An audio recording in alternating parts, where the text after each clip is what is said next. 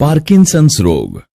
Parkinson's रोग एक प्रकार का न्यूरोलॉजिकल डिसऑर्डर है जो शरीर की गति या चलने फिरने पर नियंत्रण को प्रभावित करता है और समय के साथ साथ बदतर होता जाता है। इस रोग के लक्षण आमतौर पर 60 वर्ष की आयु के आसपास दिखाई देते हैं, हालांकि यह कभी-कभी युवा व्यक्तियों को प्रभावित कर सकता है।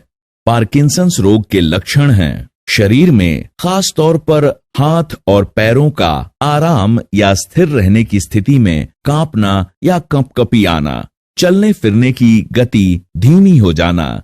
इससे प्रभावित व्यक्ति अपने रोजमर्रा के कामों को पूरा करने में भी परेशानी महसूस करने लगता है। जकड़न, झटके के साथ चलना या गति करना, जड़ हो जाना, चेहरा भावहीन या सपाट जैसा हो जाना और मांसपेशियों में ऐंठन। चलते समय धीरे धीरे और छोटे छोटे कदमों से चलना, चलना शुरू करने और रुकने के समय परेशानी, चलते समय आगे की ओर झुकने की प्रवृत्ति और चलते समय हाथों का ना हिलाना।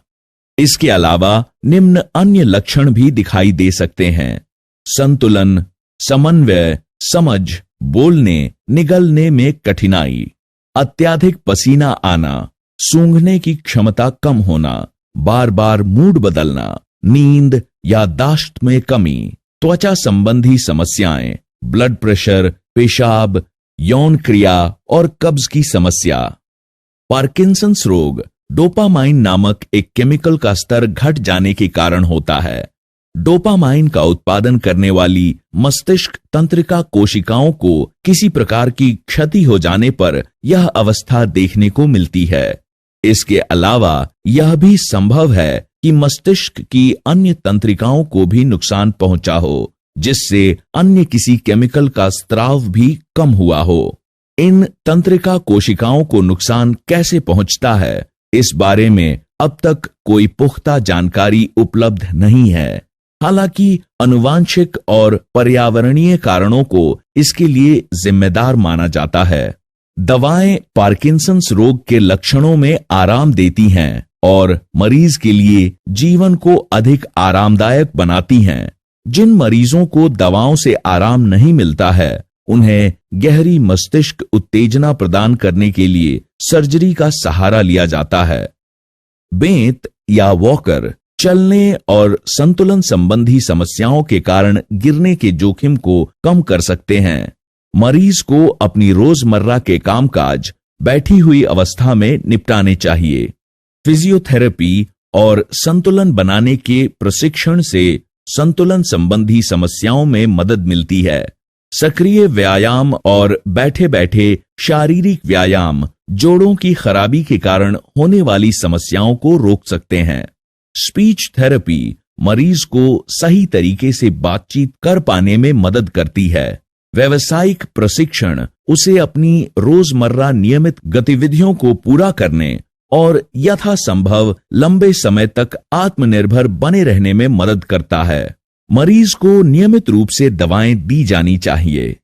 इसके अलावा मरीज को उसका रोग किस प्रकार से आगे बढ़ेगा और उसके पास इलाज के कौन कौन से विकल्प होंगे, इस बारे में भी जानकारी प्राप्त करते रहना चाहिए।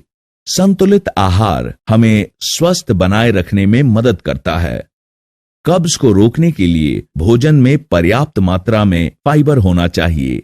अगर देखभाल करने वाले को रोग, इसके इलाज और इलाज के संभावित परिणामों के बारे में पूरी समझ है, तो इससे वह आसानी से मरीज की मदद कर सकता है।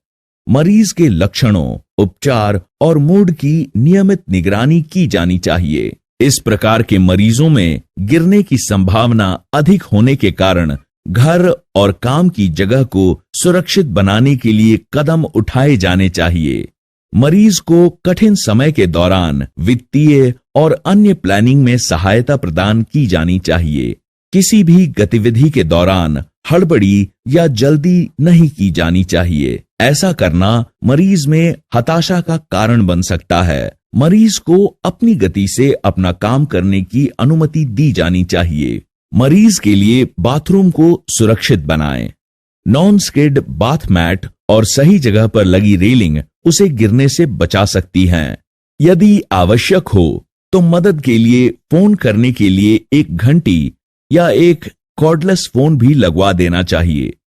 मरीज को ऐसे कपड़े दें जो आसानी से पहने और उतारे जा सकें।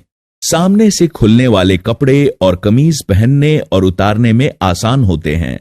जैसे जैसे बीमारी बढ़ती है, मरीज को निरंतर देखभाल और सहयोग की आवश्यकता हो सकती है। ऐसे में परिवार और देखभाल करने वालों केयर गिवर्स को मरीज को पर्याप्त समय देना और धैर्य बनाए रखना होता है। सही उपचार के साथ पार्किंसंस रोग में ध्यान देने योग्य लक्षणों को कम किया जा सकता है।